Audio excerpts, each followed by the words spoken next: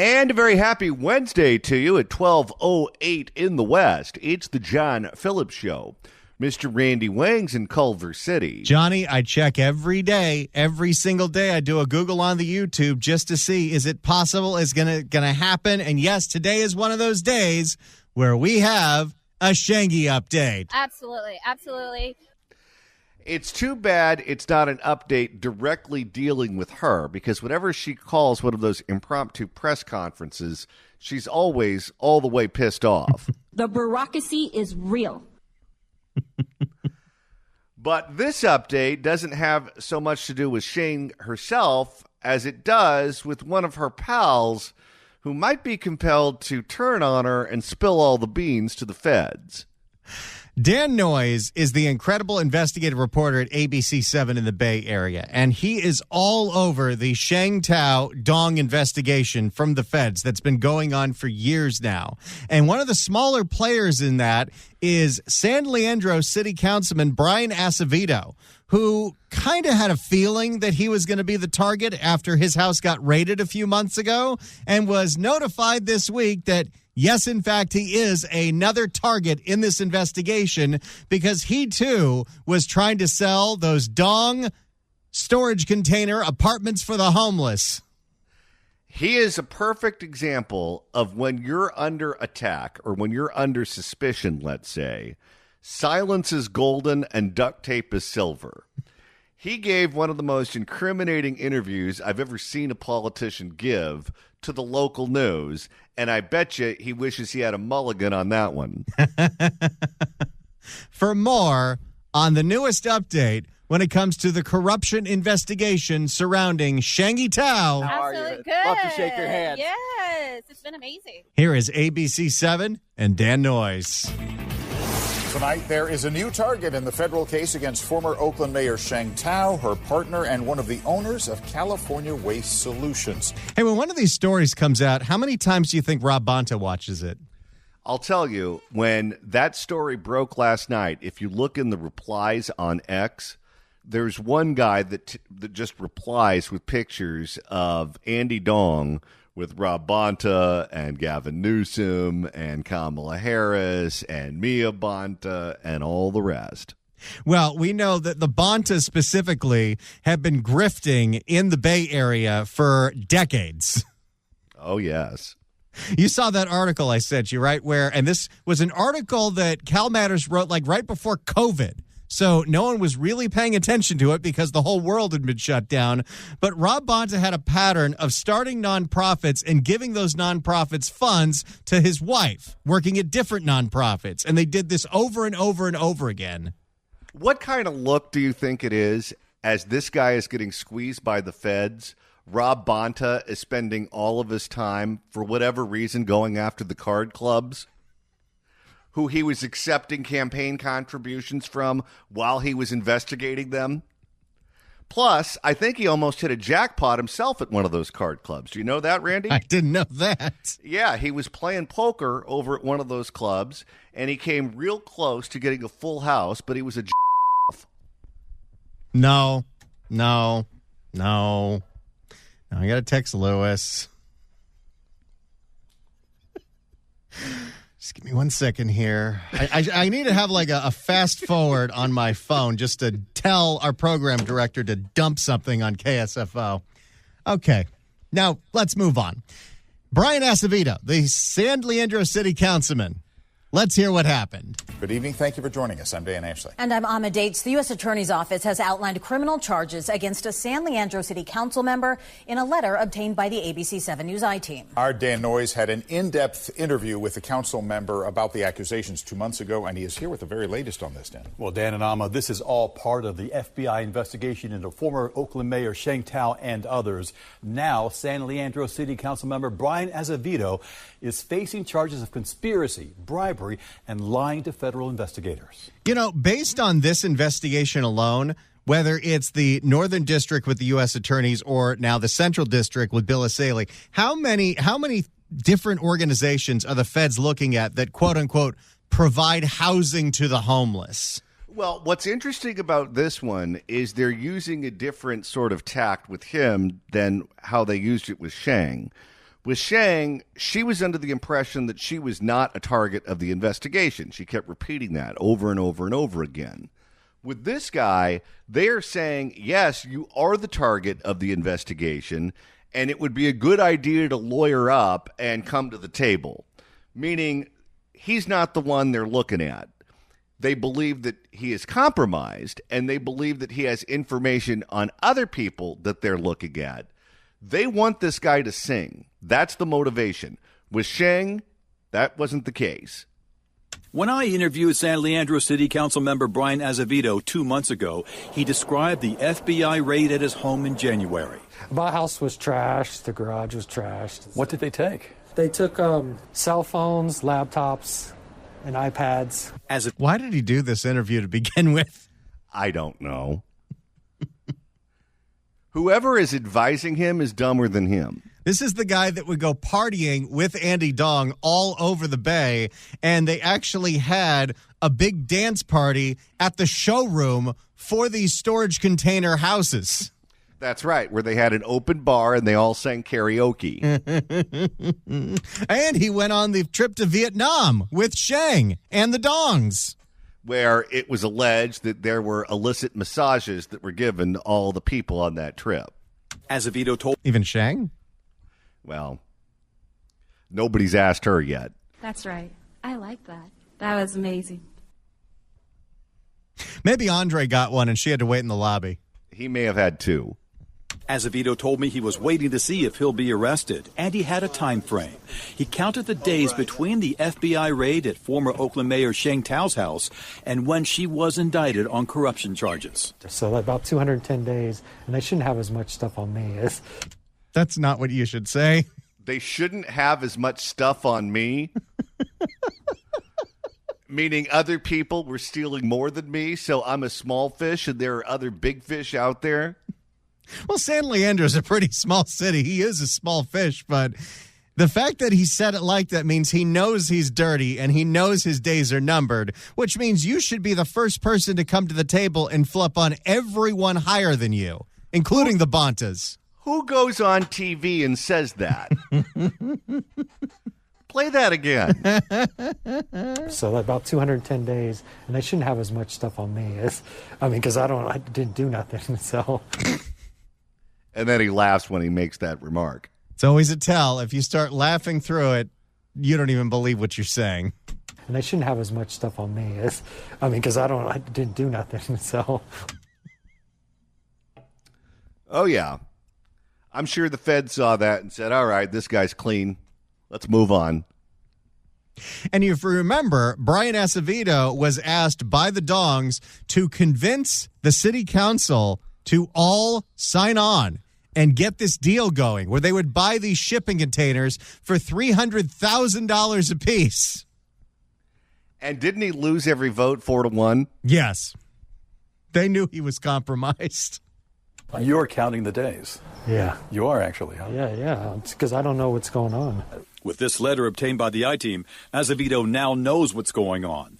The United States Attorney informed Acevedo on May 12th he is now the target of a federal investigation regarding criminal violations, including conspiracy to commit bribery, bribery concerning programs receiving federal funds, false statements in a federal investigation. Okay, by the way, this one's interesting. Bribery concerning programs receiving federal funds. Because you know a lot of this homeless spending comes from state grants and even federal grants.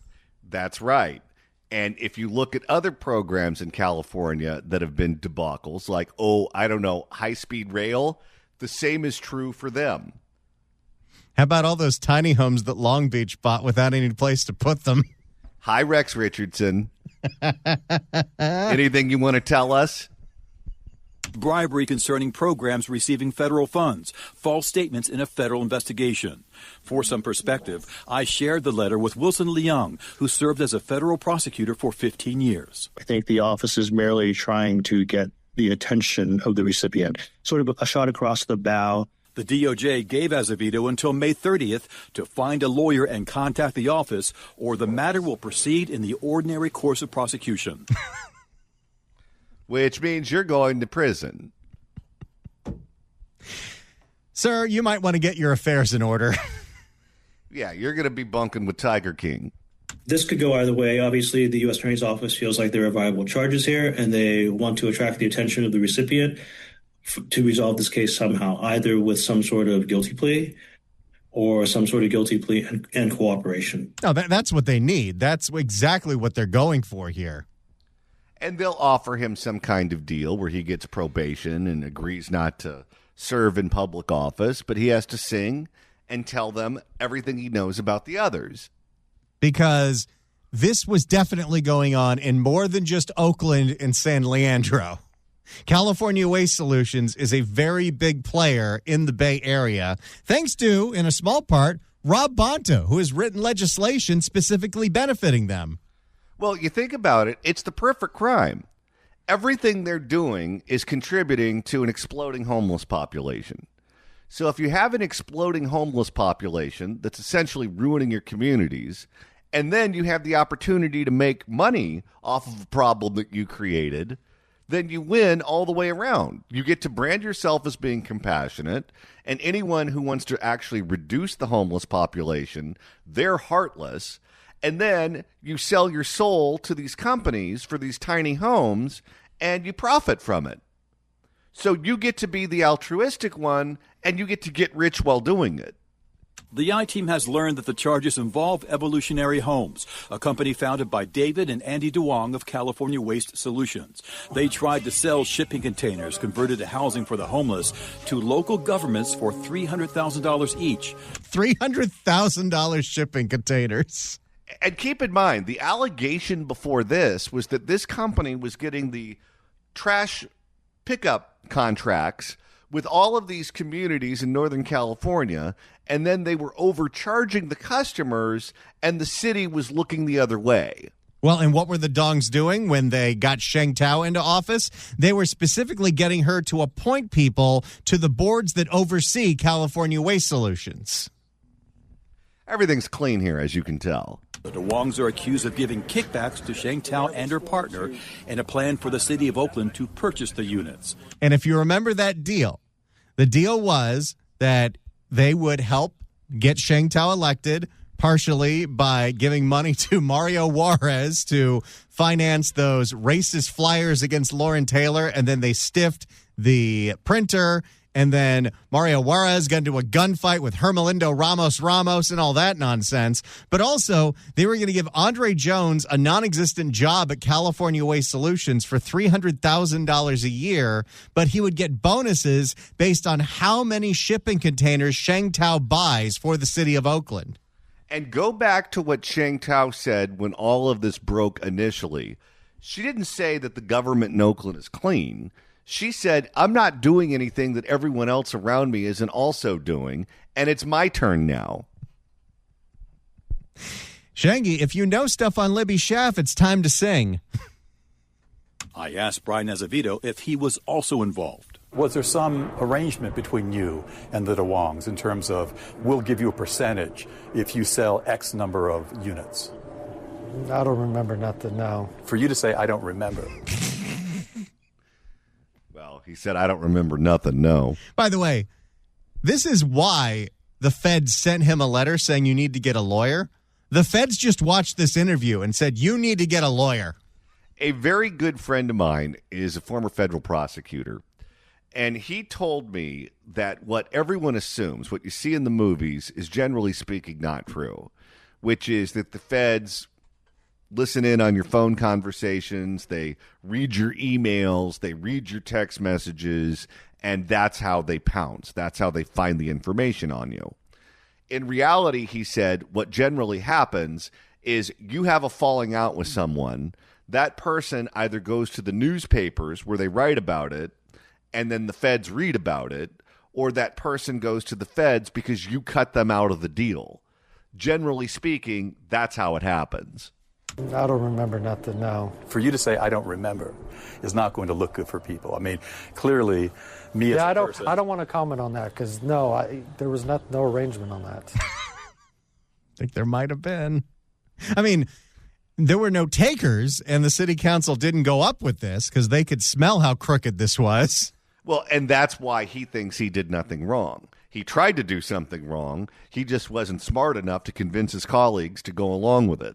I texted and called Bryan Acevedo on his cell phone and have not been able to reach him. A member of the San Leandro City Council tells me Acevedo has not been himself lately and that he's acting very reserved and is rarely seen in public. So a change of behavior for Bryan Acevedo. He knows his days are numbered. Oh, yes. Well, he knows he's going to rat out all his friends, and he's going to be the most hated person in San Leandro. Well, and we don't know how dirty the Dongs are.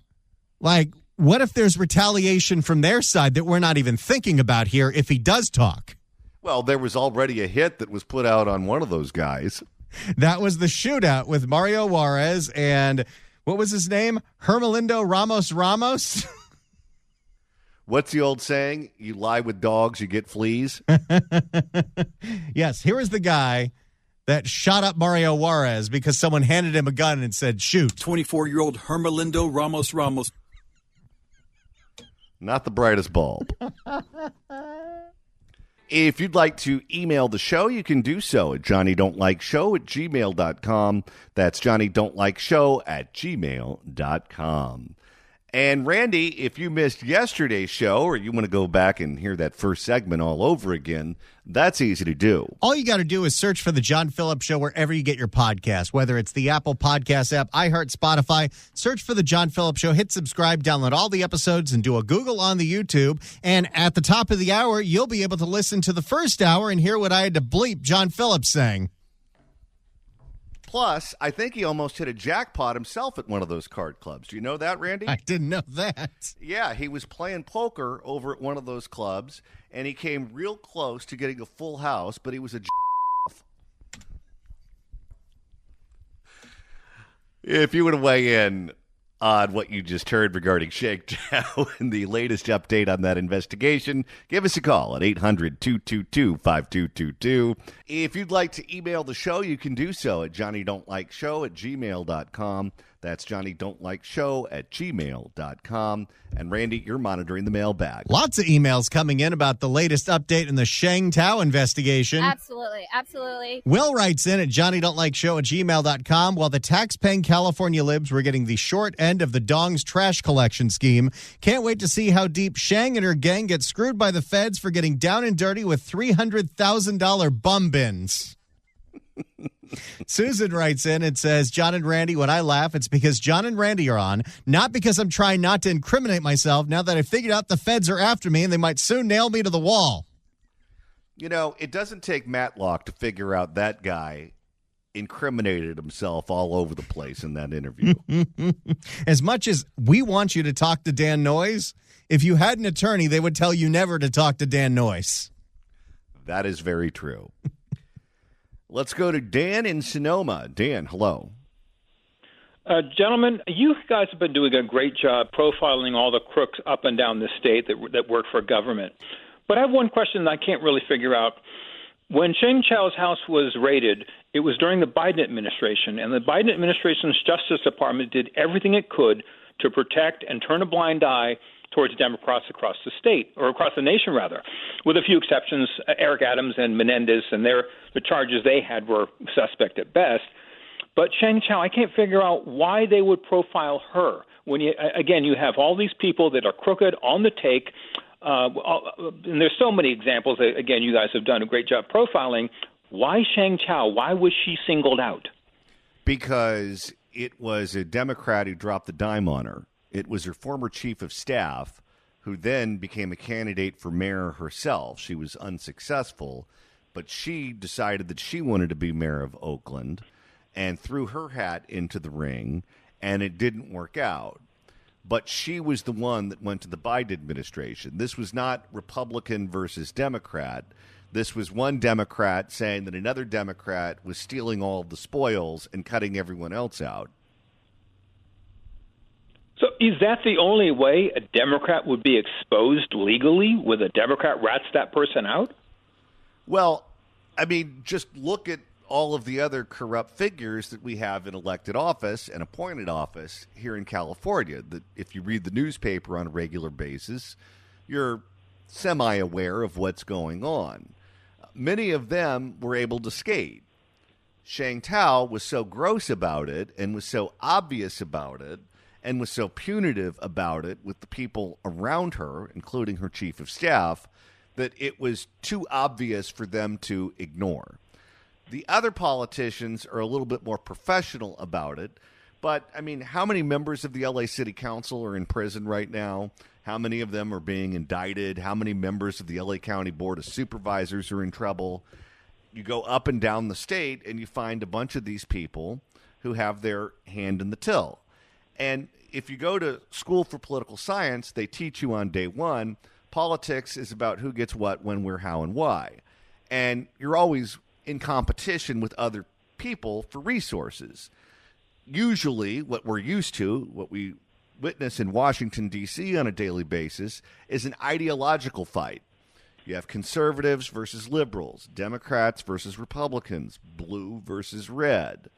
But when you're in a one-party state and everyone's on the same page ideologically, they don't fight over ideology, they fight over spoils.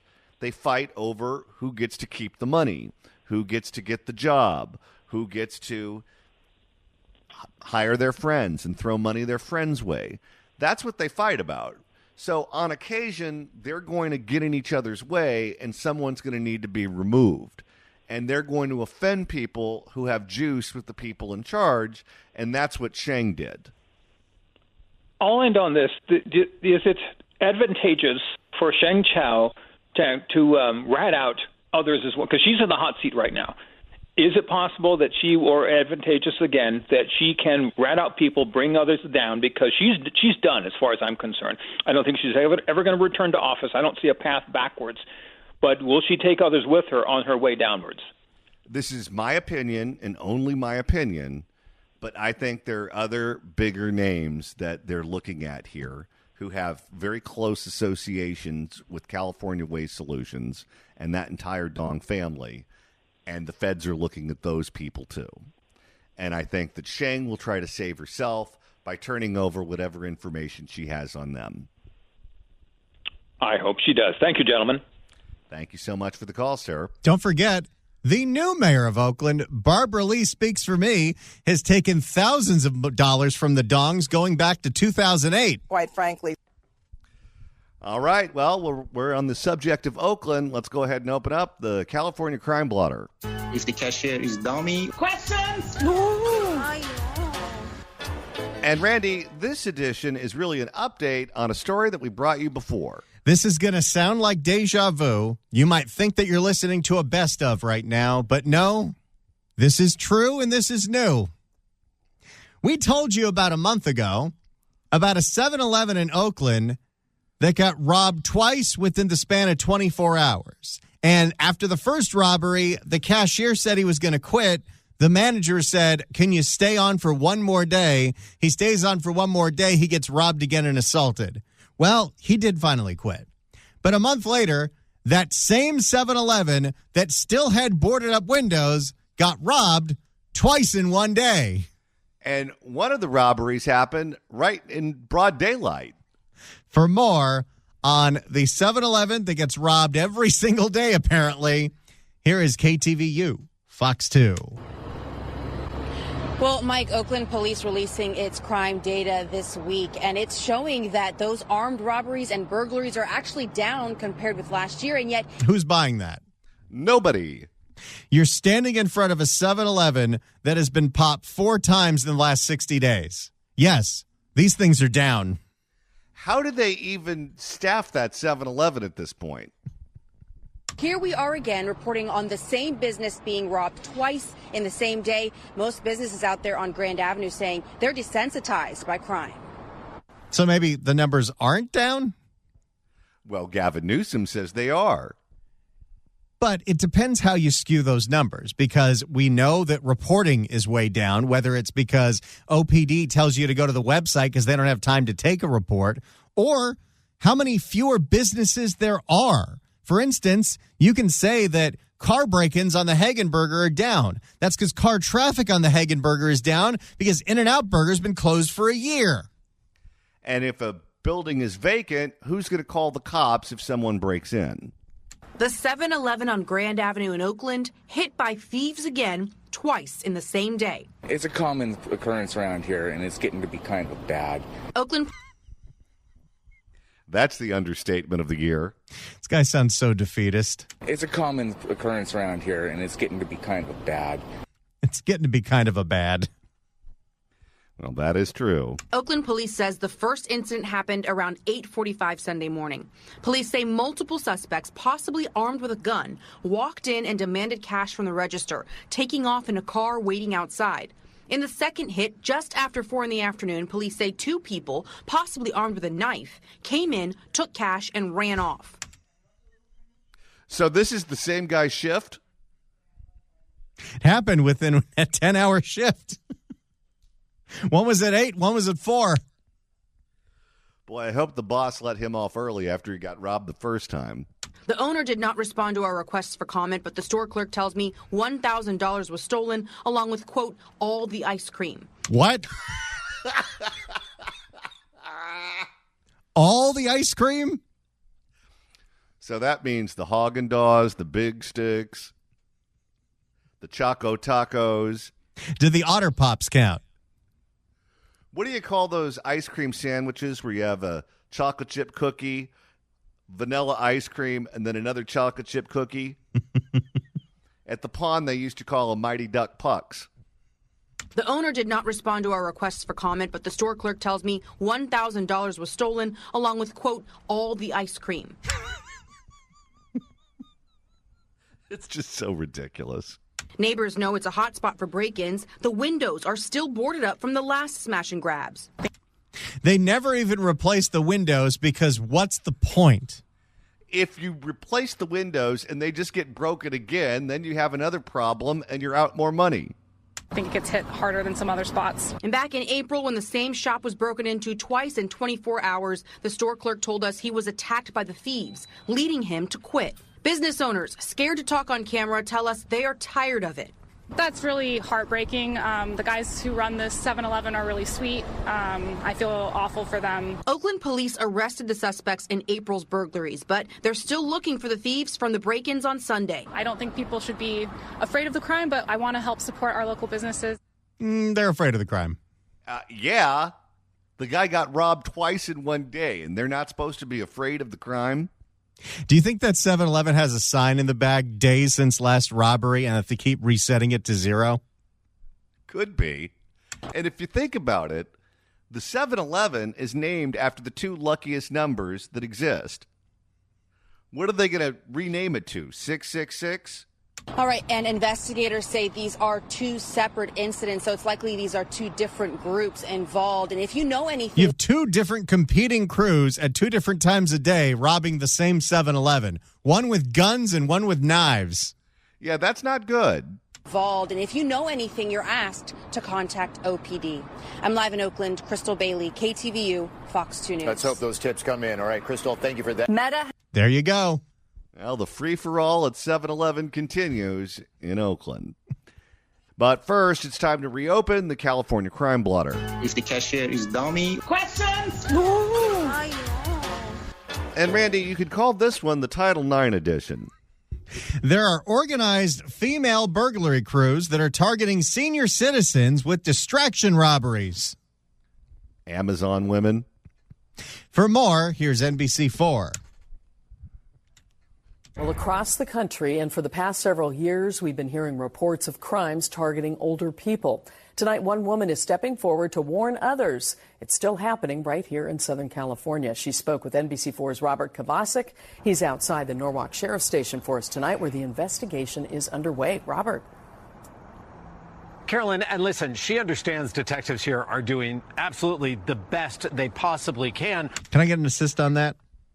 Sheng. Carolyn, and listen, she understands detectives here are doing absolutely the best. Absolutely. Carolyn. I've ruined that word. You really have. Absolutely the best they possibly can, but she wanted to help, taking to Instagram and TikTok, suddenly swarmed with messages from others saying, it happened to me as well. It's the world we live in right now, and she understands it. Warning your neighbors is often the best defense. Get on Nextdoor, fight through all the trolls, and get the word out. No, it's still not worth it. Don't go on next door. That place is horrible. My mom wanted to make sure that nobody else went through this. So, Allison... If there's ever a slow news day, that's what we'll do. We'll take calls on people that have gotten into flame wars on Nextdoor. How could you not get involved in a flame war on Nextdoor if you're on there? My mom wanted to make sure that nobody else went through this. So Allison Kim now takes us through what happened to her 78-year-old mother and apparently so many others. What the sheriff is telling me is that it's an organized crime. On a Sunday in February, her mother is outside her La Mirada home. There was a lady that approached her. She walked up to her and was talking about the garden. And kind of was like, hey, let's go over here. I want to go look at some of the stuff that you have over here. I want to buy something. I want to buy something? Out of the yard? I want to rip your flowers out of the ground. Will you sell them to me? What are those tulips going for over there? You know, there are definitely small towns and places where people are friendly and your neighbors will talk to you. In Southern California, it means they're trying to rob you. I know it's June and all, but how much will you sell those Christmas ornaments for that are still hanging on your roof? While she distracts her, two others enter the house. They went through everything. They took all of our jewelry, designer bags, cash, anything of that. How long were they looking at those flowers? By the way, I love the fact that the moral of the story is a 78-year-old woman is too feeble-minded to understand the oldest trick in the book, and we almost elected an 82-year-old to be president for another 4 years. Anything of value that they saw. A $50,000 haul in just 15 minutes. And while this is all going on, your mother's having a conversation innocently with this woman. Yes. She even purchased a couple of plants from my mother and gave her $20. Oh, no. I wonder if she finagled her down, too. Started at 50. Whoa, you want what for a sunflower? I don't even think the mother actually sells plants. I don't know how this came about. No, I think they just took it out of the ground. So... Was your mother selling the plants? Or She was not. She was just gardening. If you're not selling the plants, why not say they're not for sale? Move along. All three robbers wearing scarves, similar to what four women are seen wearing here in this bulletin about another burglary in nearby Norwalk 2 weeks prior. And since Allison has taken to social media, I'm trying to get it out as much as possible. Allison trying to get the word out to older generations who may not be on social. And now, wait a minute. All of these crooks were wearing scarves, huh? Yeah. I wonder if one of them was that witch that was always at the press conference with Fauci. Deborah Birx. Maybe this is her new gig. There you go. Warn your parents, if someone's trying to talk to you about your flowers for 20 minutes, someone's probably already robbed you. Yeah. As a general rule, anytime a stranger wants to talk to you, don't. Even if they don't want to rob you, they're definitely going to waste your time.